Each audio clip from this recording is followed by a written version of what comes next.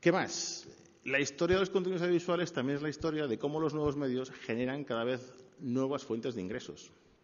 Y además, si nos damos cuenta, y esta mañana se ha comentado, ninguno ha desaparecido. Si os dais cuenta, sigue habiendo circo, sigue habiendo teatro, sigue habiendo cine incluso, sigue habiendo muchas cosas. Pero este ejemplo es bueno. En el año 71, la ABC pagó $5 millones por emitir Cleopatra 2 veces, ¿vale? En el año 97, y a pocos días del estreno, fue Fox la que pagó a Universal 80 millones por emitir Jurassic Park durante 12 años. Lo divertido es lo siguiente, que con ese dinero ya habían recaudado más de lo que había costado hacer la película.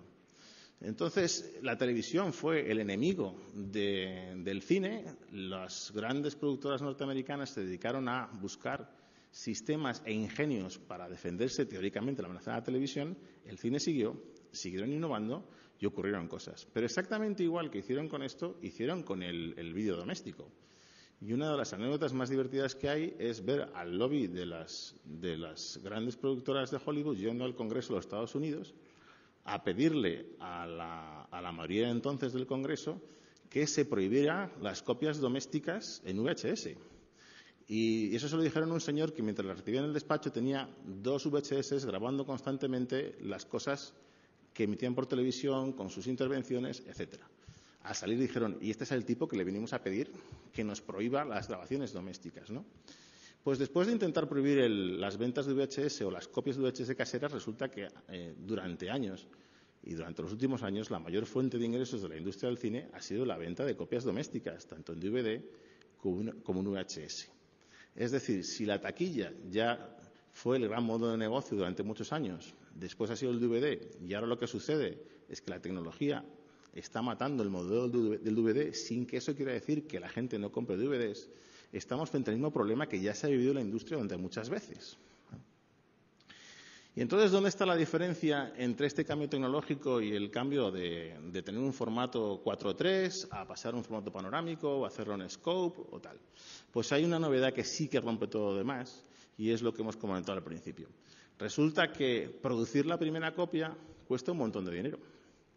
Los músicos se encierran en los estudios, gastan dinero de sala, invierten horas, comen, duermen, contratan a otros músicos. Hay que masterizar eso, hay que mezclar, hay que hacer muchas cosas. Eso vale bastante dinero. La primera copia ha costado un riñón. Si hablamos de una película, el riñón es varios riñones, porque cualquier producción excede varios millones de dólares. Y a eso no le hemos añadido los costes de distribución, porque si tú quieres hacer algo con una película en Estados Unidos que te ha costado el negativo entre 5 y 10 millones, has de invertir otros 15, 20 millones en un marketing en condiciones para que esa película se vea, ¿no? Es decir, hablamos de unas inversiones absolutamente tremendas. Y resulta que esas inversiones se hacen en un modelo en el que la gente acaba comprando copias. La segunda copia, el arte digital, tiene un coste virtualmente cero, porque una vez que ese archivo digital está hecho, cualquier copia lo reproduce con total fidelidad. Y eso que al principio, cuando teníamos los CDs en casa, todos lo sabéis, pues no teníamos medio de copiar, hasta que se inventó la máquina de copiar y comenzó toda esta aventura que estamos viendo ahora mismo, pues es lo que cambia todo. Y aquí es donde nos altera todas nuestras conciencias, porque todas las innovaciones tecnológicas de antes estaban destinadas a seguir viviendo de una interacción que consistía en que yo hago una cosa, usted me paga una entrada, yo hago una copia, usted me paga por la copia, ¿no? Ya tenemos que la gente puede perfectamente no solo copiar, sino compartirla, porque no hace falta ni el instrumento físico. Las redes P2P lo que hacen es eso. Y nos introducen la paradoja de que hasta ahora, pues todos nosotros podíamos prestarle el libro que habíamos comprado a nuestra hermana, a nuestro vecino, a nuestros amigos, a nuestros compañeros de trabajo, y eso era legal, a que si lo compartimos digitalmente tengamos que empezar a definir qué es comunicación pública, si compartir eso es legal o no es legal. Si estamos en el lado de los productores encontraremos 500.000 argumentos para defender que eso tiene que ser ilegal a la fuerza y además, de hecho, con las leyes en la mano no vamos a negarlo, salvo la excepción española, es verdaderamente ilegal. Y estamos en el lado de la sociedad donde más o menos hay cierto movimiento que está reclamando que eso, el compartir, es un elemento casi rozando los derechos humanos, ¿no? Estamos hablando de que el cuestionamiento de la propiedad intelectual, y creo que esta mañana algo se ha hablado de esto, pues conduce a que el hecho de que los materiales sean libres, se puedan transformar y compartir sin restricciones, generan más cultura y generan una proyección de las cosas. Y yo, al que le interese este campo y entender un poco el debate de lo que hay esto, yo le recomiendo que vaya a Internet, busque un documental que se puede ver gratis, que se llama Remix Manifesto, donde se explica con imágenes muy concluyentes cómo casi todos los personajes de Disney están inspirados en grafismos del siglo XIX. Esos son de dominio público, pero su transformación tiene 90 años de privilegio desde la fecha del estreno. Este tipo de paradojas es la que el mundo digital pone en evidencia, porque además todo el mundo está desnudo. Encontramos la copia de alguien que ha hecho, dónde se ha inspirado, cómo lo ha hecho, ¿no?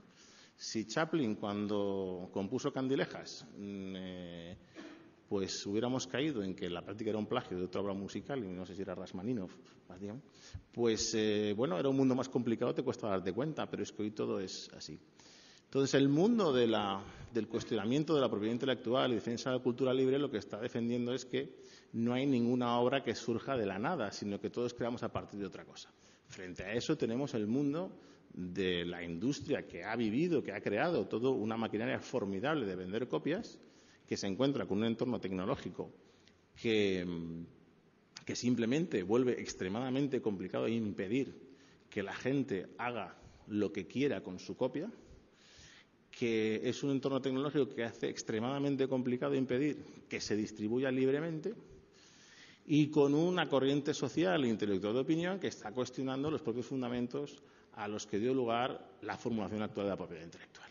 Bueno, entonces, como la cuestión del precio cero, el mundo de la tecnología, y si hacemos caso a los ingenieros, realmente va a ser extremadamente difícil volver a conseguir que de modo, vamos a decir, obligatorio o compulsivo, la gente pague por una copia. Y si esa copia es gratuita, los economistas dirían que esto sería abundancia y que ahí no existe escasez, porque los economistas lo que hacen es estudiar, investigar y crear modelos matemáticos o modelos teóricos basados en que al final la economía es la ciencia de la escasez. El precio es la medida de la escasez de las cosas, ¿no?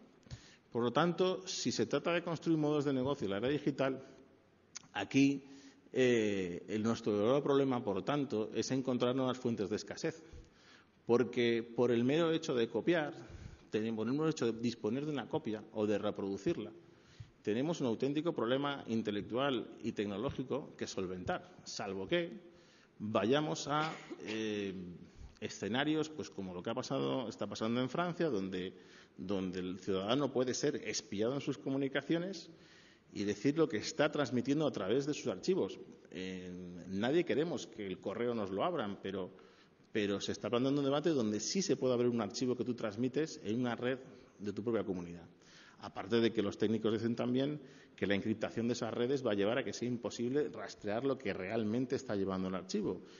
Y la anécdota que se ha contado esta mañana, donde ya la gente está hackeando la wifi del vecino para echarle la culpa del muerto, nos lleva a un escenario tremendo donde resulta que se parece tanto a la ley seca en la que el whisky estaba prohibido pero todo el mundo lo bebía, y donde encontramos que representantes de entidades de gestión en el mundo, cuando abren un ordenador, se encuentran con una copia pirata del Windows. Entonces es un mundo tremendamente extraño y donde yo he conocido pues destacados dirigentes de algunas empresas de producción española que mientras publican artículos en la prensa denostando la piratería, yo puedo saber perfectamente cómo en sus oficinas está lleno de licencias de software que no se han pagado. Entonces, este mundo contradictorio que vivimos, ¿no?, pues tiene que ver pues con una enorme crisis de los fundamentos tecnológicos y a los que sustenta el sistema, y no tenemos una gran respuesta. Por eso tenemos esta bronca tremenda.